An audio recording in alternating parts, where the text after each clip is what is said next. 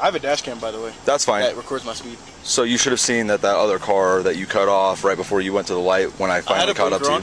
I didn't cut them off. I had plenty of space. Okay, that's fine. Either way, your court date is going to be Monday, October 7th, 2024 at 2 p.m. I will be there. For sure. Arapahoe County Combined Court. It's down there. There's the address right there. All right. I just need a signature from you right here saying that you'll show up to court. Not an admission of guilt? Nope. No problem. Right here? Yep. There's my signature autograph. There Perfect. Here's your citation. No problem. Drive safe. Your business card? My name's on there. I can't get can I get your business card? All my information is on my... I want your business card. It's professional for you to just give me your business card. Is that too much to ask for? Why are you getting out of your vehicle right now? Huh? I didn't hear what you said. You need to step back in your vehicle. The traffic stop's over. Correct. So can I get your business card? And you're over here with a firearm flashing right at me. I'm open Get carry. back in. Is open carry illegal?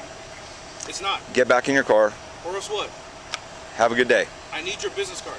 My information is on the citation that I gave you. Card. Because I'm going to request all this, the video evidence for your body cams, and I want to request all this information. Okay. You can get all that. I'm my lawyer. I want your business card. Hey, there you go. I appreciate it. Thank you. I appreciate it. That's all you had to do. Can I get yours? Literally, all his badge No, number. I understand that, but I like the business card just so I can give it to my lawyer. It's not the first time I've been to this. Don't be scared of firearms, bro. It's the Second Amendment. I'm not afraid of firearms. I see your memorial band. Yeah. Marine Corps. Marine Corps. Thank you for your service. That's all you had to do. Okay. Have a good day. Drive safe. Traffic stop's over. I'm free to go, right? Go. Yeah. Go. Okay. See, when people do stuff like this, I'm 100% confident that you don't love your life. People who do stuff like this, they hate their life. They hate being alive. And they want to go on to the next dimension. I'm assured of it. First and foremost, you had a fairly positive interaction with this police officer. Now, in my estimation, the guy who got out of the car, he was the one who was kind of being a jerk. He's, telling the guy he has a camera in the car, and that's all well and good. So he's got a camera in the car. He's being cocky about it. You see how he signs his signature, very cocky, very brash. Okay, fine. You get your ticket. You have a court date. And he's telling the cop, make sure you'll be there. And the cop is like, oh, okay, I will. So you already have the wrong mindset. You have this very cocky, arrogant mindset as if you're in charge and as if you've done nothing wrong. And you're going to clear yourself in the streets. Now, beyond that, you see this idiot get out of the car. Not only does he get out of the car, he has a weapon clearly visible on his waistband. Now, I don't know where this is actually at, but wherever they are, that qualifies as brandishing in all 50 states. If you're going to have a weapon in a state that's open carry or concealed carry, you have to have a holster. And if you don't have a holster, that you can't just have the weapon on display. This is considered display of a weapon, which is going to qualify as brandishing. So you get out of the car with your shirt up. The gun is in plain view. If that cop Swiss cheeses you, guess what? He's going to walk. He's going to absolutely walk because you got out of the car when you shouldn't have. Then you started to close distance on the cop, talking about you need this, you need that. That guy could have popped you. See, as a black man, which I'm fairly certain that guy was black. As a black man, you don't act like this. You get out the car with the hoodie on, the hood up, and a gun in your waistband on display, and then you start coming towards a cop. I'm going to assume this kid is pretty young and he ain't seen enough black folks get Swiss cheese because no black person over 30 is going to do no stupid stuff like this. So I'm just convinced that this guy, he hates his life and he's looking for an exit strategy. When it comes to the club game, if you do not have a section, it is a waste of time going to the club as a guy because your chances of pulling women out of that club, even there's some guys who do, but we're talking about the average man.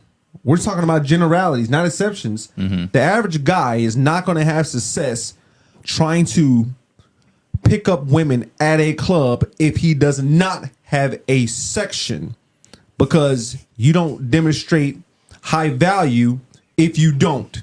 Oh, my gosh. Oh, my gosh. Some guys going to be like, well, no, that's not true. I'll pull women. Yeah, bro. We've all done it. We've all done it. But we're not going off of exceptions. We're going off of the general rule. How you do anything is how you do everything. So if you want to play the club game and win, you have to have sections, bro. So no club without a section. No club without a section, bro. You know what's crazy? I've actually talked about this same subject on this channel a couple of times, and this dude's 100% right.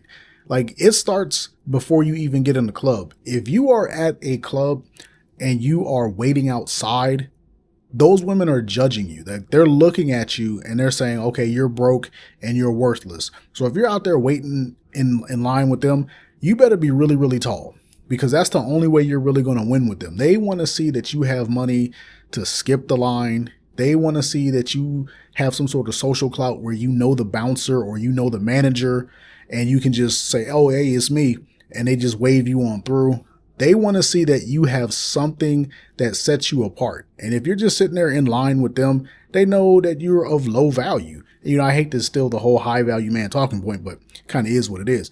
So then by the time you get in the club, they want to know that, you know, that you have something to offer them. Now, sure, you can buy them drinks and stuff, but when it comes to the club, women like to stand out, and the only people who really stand out are the people who are in sections or they got VIP or something like that. Women want some sign of social proof. They want to shine on other women, essentially. So he's 100% right. If you're going to the club and you can't skip the line, you don't have no VIP, you don't have any extras, you're going to have an extremely hard time pulling somebody out of that club. And if I'm not mistaken, you have about a 2% chance of taking a woman home on a random night. And that's assuming you're actually her type. Like if you go there and you're 6'2", 6'3", handsome, and you got money and everything like that, and this is the first time you ever met her, you have a 2% chance. So think about if you're not all that in the first place. Don't even do it. The specific conversation with the streamer Phantom. I went up to the Bronx to visit him. He showed me his creator dashboard and how much he was making on ad revenue. And I decided that I was just wasting my time. I just hated that he took it that way. Like, it wasn't you wasting your time. It was almost like, how can he still put out good shit while still, you know what I'm saying, get to the bag? Because you feel me? You just want to get to the bag, right? In my opinion, what Sneako was doing before the red pill shit, before other shit, was so tough, bro. I never really knew who Sneako was until he was in the red pill, and then people started telling me about who he was. And I went back and I watched some of his videos, and his stuff was really artsy and it was really good. Like, I understand why he eventually went to the red pill, because it's like, that stuff don't sell. His artsy stuff does not sell. Thought-provoking things don't sell. Not when you have somebody like Kai Cenat out there, you know, having 100,000 people watching him for a stream for hours on end. You know, Kai Cenat have on average 75 to 80,000 people watching him just sit there and talk about nothing. So when you see people like that, and you see people like Fresh and Fit and Andrew Tate, you see all these people get into the bag, and then you look at, you know, what you're doing, you get discouraged. Like me, I post these videos and they'll get 250 views. Nobody is doing this for 250 views. Like, let's be realistic. YouTube's slogan used to be broadcast yourself. They took that down because it's not about broadcasting yourself no more. YouTube is big business. So if you're posting online, you want to get to the bag, right? Skills do not sell. Every time somebody talks about being artistic and stuff online, I always think about Jay-Z's line in his song from the Black album, Moment of Clarity. He said, if skills sold, truth be told, I'd probably be, lyrically, Talib Kweli. Truthfully, I want to rhyme like common sense, but I did 5 mil. I ain't been rhyming like common sense. And that always stuck with me. That line always stuck with me, because skills just do not sell no matter what you say or do. So I get it. I understand why Sneako went to the red pill. He had to get to the bag. I'm trying to get to the bag myself. I tried to handicap me in arguments. What'd she do? She said, no more examples. And then she hit me with the, when I tell you I feel, don't tell me how you feel. What? Acknowledge how I feel. And I'd be like, she'll say what she feels, and then I'll immediately say why she shouldn't feel that way. I didn't even realize you're not supposed to do that. Yeah. I'm just sitting here seeing you feel something dumb, and I'm like, well, let me fix that for you. You don't got to feel that. You are burdening yourself with this feeling. You could not feel it if you just listen to me. You see someone getting crushed by weights at the gym, and you're like, let me help you. And they're like, no, just acknowledge I'm getting crushed by weights. It's like, no, let me lift the weights Let up. me lift the weight off you. No, just look at me and be like, man, that must be so heavy for you right now. And then they're like, thank you so much, while their arms are shaking. No, that is so true. Yeah, bro. Why do they do that? They need their feelings acknowledged all the time. Take your feelings and smother them. You know what's crazy about what Schultz just said? For those who don't know, that's the comedian Andrew Schultz. He's 100% right. Women will do this, and it's top tier gaslighting. So what happens is women will feel a type of way, and they want you to empathize with them, and they want you to validate their emotions. But they don't necessarily want you to simply validate her emotions with words. They want you to empathize with her and be like, oh yeah, that sucks. That person is an awful person. Let's say they got into an argument. They want you to empathize with them. They want you to validate their emotions, and then they want you to do something to make them feel better behind how they feel. They don't want you to just say, I understand how you could feel that way. It must be so stressful for you. They don't want verbal vindication. They want you to empathize with them with your emotions. They want you to get emotionally charged up, and then they want you to do something behind their emotions. And they don't want you to say, well, what can I do to make you feel better? They just want you to do something to make them feel better. And the reason I call it gaslighting is because of that part. They want you to simply do something emotional that makes them feel good. That's why they want their emotions validated. So if they're angry, they want you to get angry with them. And then instead of you saying, what can I do to make you feel better? They want you to just do something to make them feel better. So if that's you going to punch somebody in the face, then the sequence of events is this person disrespected her. She told you about it. You got upset and you went and punched this person in the face. And all the responsibility is absolved from her. And she'll use emotional manipulation and verbal manipulation to get you to that point. Now, keep in mind, this doesn't just revolve around violence. It revolves around things that you might purchase in the home and, things that you guys might like to do or you might have liked to do, whether it's going to movies, working out, things like that. Some sort of action is going to be taken to assuage her emotions where it didn't need to be taken. So this is all just a form of gaslighting. Key problem I have with marriage as it is done currently here in the West and in other places, but certainly the clay in which I work, is that there are certain promises the law can enforce, and there are certain promises it can't. So if we acknowledge, if we say the quiet part out loud, that in the majority of heterosexual marriages, the man brings protection and providing, and the woman brings kindness, warmth, and care, right? And sex. That's the economy. That's the economy. I didn't make that up. Don't get fucking mad at me in the comments. I didn't make it up. It was here before me. It's going to be here after me. I promise, right? So that's the game. That's the economy. His roles, his obligations are enforceable by law. So state power can be used to enforce his obligations, not hers. The court cannot order her to be nice to him or to him or to stay pretty or to stay sweet and friendly to him and kind to him or speak nicely of him or raise the children in a meaningful way that creates value to him instead of teaching them to disrespect him, right? But his promises in that, shelter, food, financial obligations, court can force you to do that. And if you don't do it, they can put you in jail or they can take away your driver's license, your professional licenses. So what is that? When you have a contract where only one side is enforceable by law under penalty of law, that is a dangerous game to play if you're a man, period. Follow. I'd never profess to be one of these relationship guru types. I'm not one of these super red pill types, but I've watched enough of this guy's content. This guy's name is James Sexton. He's a divorce lawyer. I've watched enough of his content and other divorce lawyers' content to realize that when it comes to marriage, everybody expects there to be love. Okay, that's fine. But nobody has ever been able to define for me what is love from a woman to a man. because everybody knows what love is from a man to a woman. They know what it looks like. It's tangible and it's measurable. This is why women ask for men to be a certain height, and you're not allowed to shun them for that. This is why women are allowed to, say men are economically unattractive, and you can't shame them for that. This is why women are allowed to be gold diggers, and you can't shame them for that. Okay, fine. But what is love from a woman to a man? If I step to the table with all my ducks in a row and I'm on point, what do I get? And when you ask that question, people go nuts, because all the woman can really say is, well, you get her at her best. What does that mean? It's always some open-ended hogwash that doesn't result in anything. And everything that I am, everything that I step to the table with, the judge, like this guy just said, the judge is going to enforce it and make sure that I keep stepping to the table with that.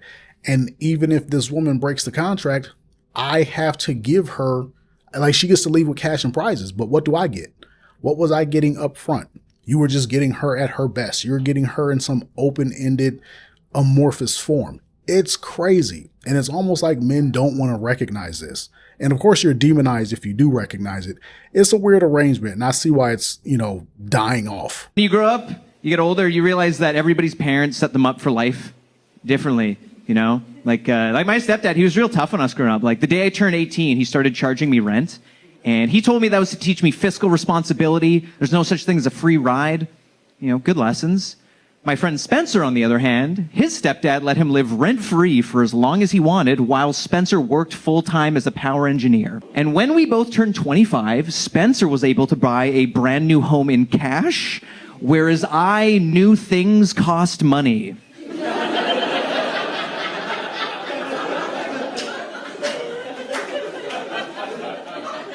And what's a more valuable thing to give your kid, really?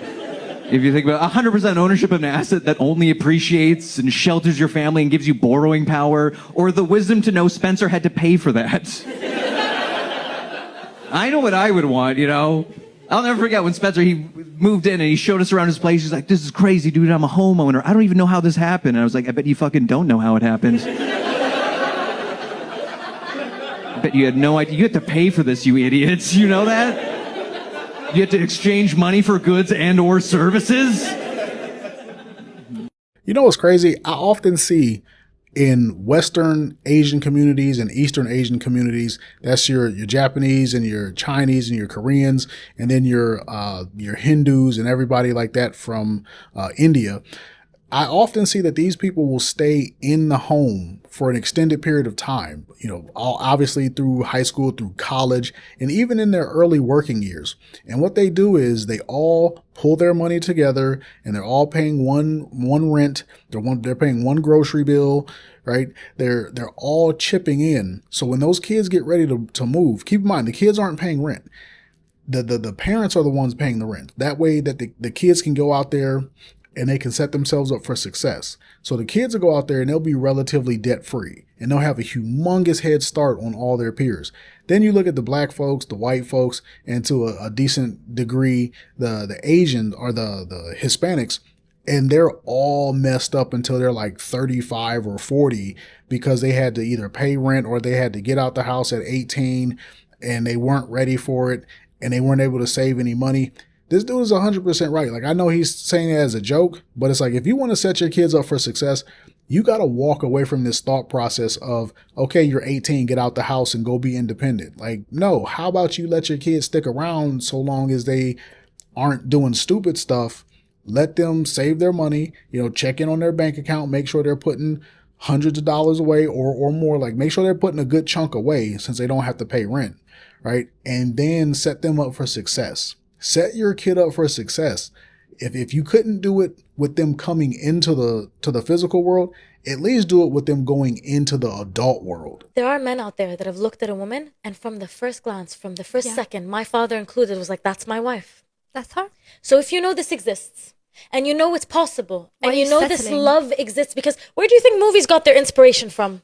From You know what I mean? reality. Why do you not think that you're worthy of that? Yeah.